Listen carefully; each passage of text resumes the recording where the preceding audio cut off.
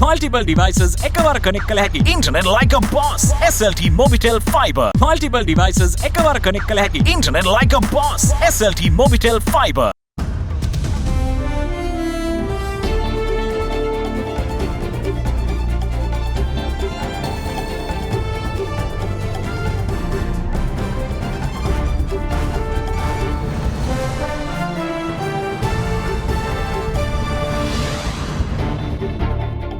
Headlines tonight.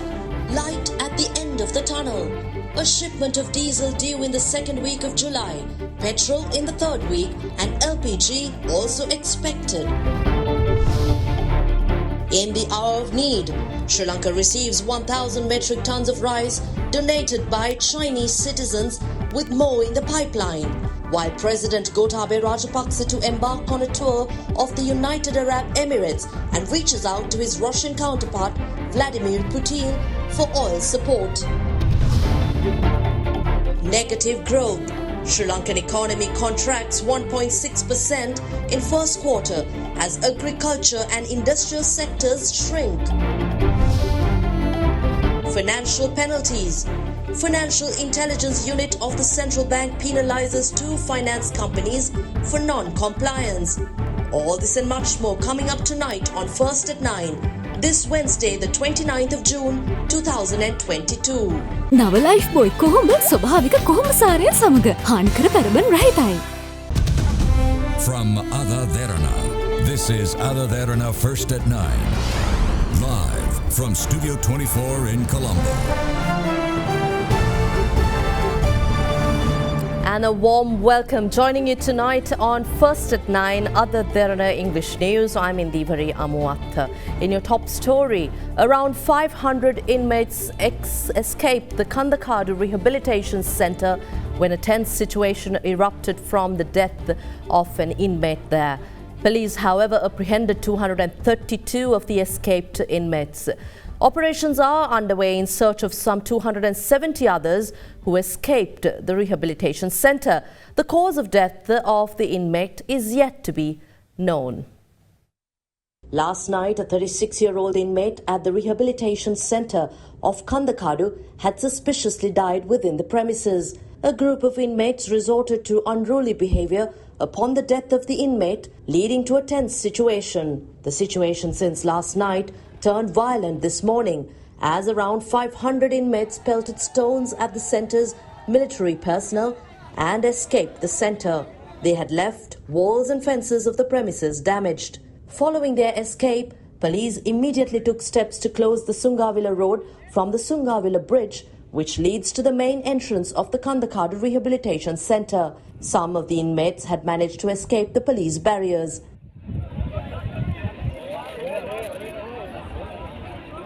Police took measures to prevent the escape of the remaining inmates by firing tear gas. 232 inmates of them were later apprehended.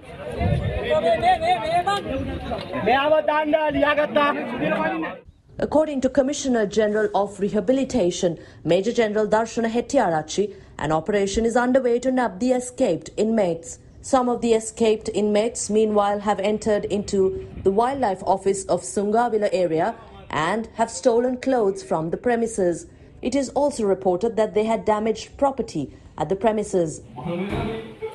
When the situation at the rehabilitation centre was brought under control, inmates launched a demonstration this evening at the centre.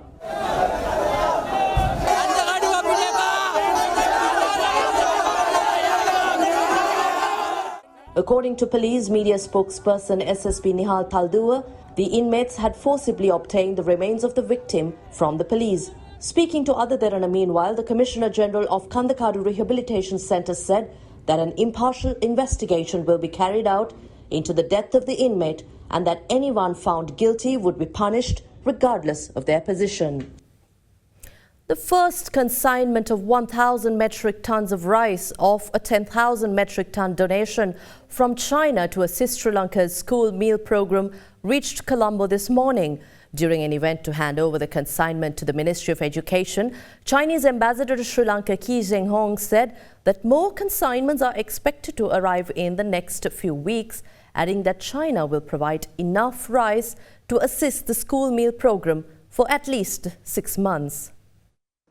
Early this morning, 44 containers carrying 1,000 metric tons of rice donated by China to Sri Lanka arrived at the Colombo port and was handed over to the Ministry of Education. This is the first consignment of the 10,000 metric ton rice donation from China under the 500 million yuan grant to assist the school meals program in 7,900 schools across the island, benefiting around 1.1 million school children. The first consignment will prioritize schools in the northern, eastern, and north central provinces where poor households are in urgent need. Today, consignment is one of many that will be delivered under China's 500 million RMB emergency humanitarian assistance to Sri Lanka. The next shipment will be arrived next week, and another one is scheduled to arrive in the following week, and more in pipeline. In total, we will supply enough rice to sustain the program for at least 6 months. In addition, we are all discussing with the ministry to provide school uniform materials for the new school year. Now, the Ministry of Foreign Affairs has limited the services provided by its Consular Affairs Division to 3 days a week due to the prevailing situation in the country. Accordingly, Consular Affairs will be provided to the public only on Mondays, Wednesdays and Fridays with effect from tomorrow until the 10th of July. The Foreign Ministry said in a statement that the same working arrangements will apply to the regional consular offices in Jaffna, Mathura, Kandy, Trincomalee and Kurunagala. For any urgency, the general public is requested to contact the foreign consular services via email addresses mentioned on the Foreign Ministry website. The National Transport Medical Institute says its services are not provided on Fridays and Saturdays until further notice. According to its director, Dr. Savindra Gamage, the NTMI will limit services from this week on the 1st and 2nd of July. However, the general public can schedule an appointment by contacting the 225 or 1225 helpline by visiting the Institute's official website www.ntml.k or via email channeling on any day except Fridays and Saturdays. And we have more news coming your way after this short break. Do stay with us.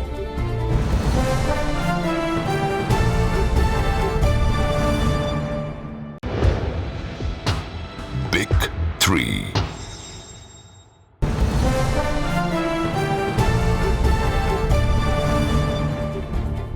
A warm welcome.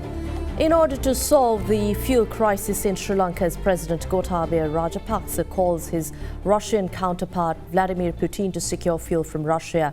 According to SLPP parliamentarian Mahindananda Alutgamage, the president is also expected to visit the United Arab Emirates to discuss the securing of fuel supply from them. Until the 10th of July, fuel distribution from the Ceylon Petroleum Corporation will be limited to essential services only. With that being the case, the Lanka Indian Oil Company will be the only fuel supplier for non-essential services as well. In a bid to manage available fuel stocks, Lanka IOC, however, implemented restrictions to the sale of petrol from its filling stations across the country last evening. Accordingly, fuel amounting to 1,500 rupees will be dispensed to motorcycles by the private fuel provider. For three-wheelers, fuel dispensing is limited to 2,500 rupees, while 7,000 rupees will be the limit for any four-wheel vehicle.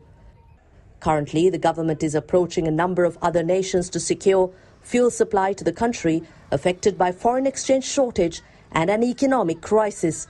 2 Sri Lankan ministers have already left for Qatar to talk with Qatari officials on the country's fuel issue. SLPP parliamentarian Mahindananda Alutgamage said that President Gotabaya Rajapaksa also had a telephone conversation with Russian President Vladimir Putin on the possibility of securing fuel supply from Moscow. The head of state will also visit the UAE to hold discussions with its leaders in order to resolve the fuel crisis in the country. Alutgamage added that talks are underway with India via the Indian High Commission in Colombo to secure fuel to the country before the 10th of July. In the meantime, Minister of Power and Energy Kanchana Wijayasekara, who is currently visiting Qatar, held talks with their Minister of Commerce and Industry, Sheikh Mohammed bin Hamad bin Kazim, on investment opportunities in power, energy and other sectors. According to Minister Vijay Sekara, the Qatari minister has also shared experiences on Qatar development and possibilities of trade between the two countries. Chief of Staff of the Prime Minister, Sagala Ratnayaka, revealed that diesel shipment is due to arrive in the country between the 11th and the 15th of July. This was revealed during a meeting held between the Prime Minister and the heads of media institutions of the country, where the Premier briefed the media on the current economic situation in the country, including emergency measures taken to address the fuel crisis. Sagala Ratnayaka also said that petrol shipment is expected to arrive by the 22nd of July. He further stated that fuel from the expected diesel shipment on the first week of July will be distributed only for essential services.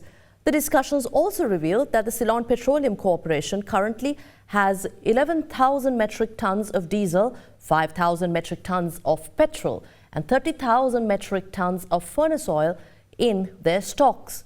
During the meeting, it was also stated that Sri Lanka will receive 33,000 metric tons of LP gas on several occasions during the month of July, which will enable Sri Lanka meet with domestic gas demand island-wide.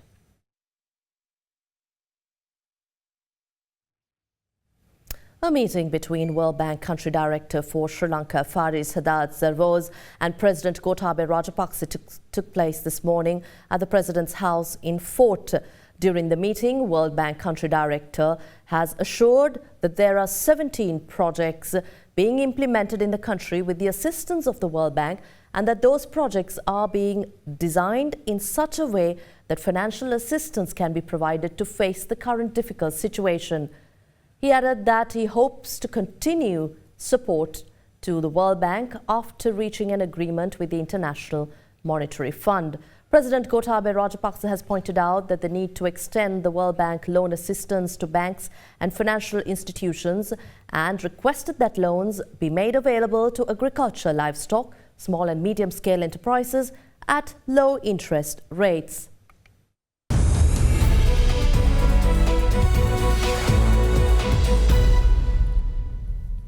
Taking you to business news, the Sri Lankan economy has contracted 1.6% during the first quarter of this year due to adverse effects of some factors such as inflation, foreign exchange, devaluation and dollar deficit.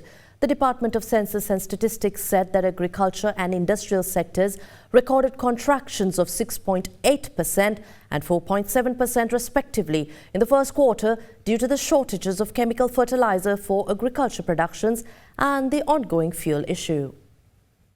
In an update issued by the Department of Census and Statistics, year-on-year GDP growth rate for the first quarter of 2022 has been estimated at negative 1.6%, which indicated a considerable contraction of the economy compared to the first quarter of last year. Gross domestic product for the first quarter reported 3,463,101 rupees, compared to 3,519,921 rupees recorded in the first quarter of 2021. Agriculture and industrial sectors recorded contractions of 6.8 and 4.7% respectively in the first quarter of 2022, as the shortage of chemical fertilizers during this period had a severe impact on agriculture productions and especially the production of rice, which declined significantly. The agricultural economy recorded the highest decline in this quarter since 2015. The Statistics Office said that restrictions imposed on fuel import, which is essential for many industries and services, have reduced production in all manufacturing industries, including the construction industry. Despite all adverse conditions prevailing in the country, the service sector recorded a slight expansion of 0.7% compared to the first quarter of year 2021. Also in business news, Prime Minister Ranil Wickremesinghe has recommended the extension of Dr. Nandalal Veerasinghe's tenure as Governor of the Central Bank of Sri Lanka. According to reports, the Prime Minister, in his capacity as Finance Minister, informed President Gotabaya Rajapaksa via writing of his proposal to allow another term to Dr. Nandalal Veerasinghe as the Governor of the Central Bank. Dr. Veerasinghe has replaced the previous Governor, Ajit Niwad Cabral, back in April. However, there had been some uncertainty regarding the extension of his post for a full 6-year term. Dr. Veerasinghe has expressed his interest in remaining in the position and expects to serve his full term. According to reports, several former bank staff had presented the President with a letter urging the extension of Dr. Nandalal Veerasinghe's tenure. By virtue of powers vested under the Financial Transactions Reporting Act No. 6 of 2006, financial penalties have been imposed on institutions for non-compliance with the provisions of the FTRA. The penalty may be prescribed taking into consideration the nature and gravity of relevant non-company compliance of the financial institutions. Accordingly, the central bank said today that as Sri Lanka's regulator for anti-money laundering and countering the financing of terrorism, the Financial Investigation Unit collected penalties as indicated below, amounting to 1.5 million rupees in total for the period from the 1st of October 2021 to the 31st of December 2021 to enforce compliance on financial institutions. The money collected as penalties were credited to the Consolidated Fund. In some international business news, the ruble powered gains in volatile trade as Russia's finance minister flagged possible interventions to ease upside pressure on the currency after it neared 50 against the dollar for the first time since May 2015. The ruble has become the world's best performing currency this year, boosted by measures including restrictions on Russian households withdrawing foreign currency savings taken to shield Russia's financial system from Western sanctions imposed after Moscow sent troops into Ukraine on the 24th of February. The strong ruble raised concerns among officials and export-focused companies as it dents Russia's income from selling commodities and other goods abroad for dollars and euros. Finance Minister of Russia, Anton Siluanov, said Russia could cut state spending and channel funds for foreign currency interventions to keep a lid on the ruble strengthening, which threatens budget incomes. The ruble powered gains after the comment and was 0.3% weak on the day at 51.93 to the greenback on the Moscow exchange after hitting 50.01. Global stock markets slipped for the second straight day and bond yields inched lower on growing fears that policymakers bent on dampening inflation will tip their economies into recession. A succession of weak data releases in Europe and the United States has not prevented central banks from doubling down on hawkish rhetoric.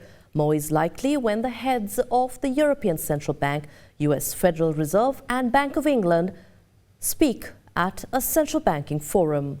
Data showed US consumer confidence dropped to a 16-month low in June, yet several Fed policymakers pledged further rapid interest rate hikes, citing the need to tame unbridled inflation. Those US figures, following a raft of dismal consumer confidence data across Europe, triggered steep Wall Street falls, sending the S&P 500 and the Nasdaq indexes down 2% and 3% respectively. That weaker momentum sent an Asia Next Japan index 1.4% lower, while a pan-European equity index eased 0.3%, snapping a 3-day rally. US and German 10-year bond yields slipped 2 to 4 basis points, the former down around 30 basis points from mid-June highs. After 7.5 to 7.9% annual inflation prints across German provinces, an 8% June reading is expected for the country later in the day versus 7.9% in May. Meanwhile, Spanish annual inflation hit 10.2% in June from 8.7% the previous month, and the first time it surpassed 10% since 1985. Well, inflation fears are being fanned further by oil prices, which extended their rise into a fourth day, sending Brent crude futures above $117 a barrel. The August contract will expire on Thursday, and the more active September contract was at $114.06, up 23 cents or rather 0.2%. US West Texas Intermediate crude futures were up 44 cents or 0.4%.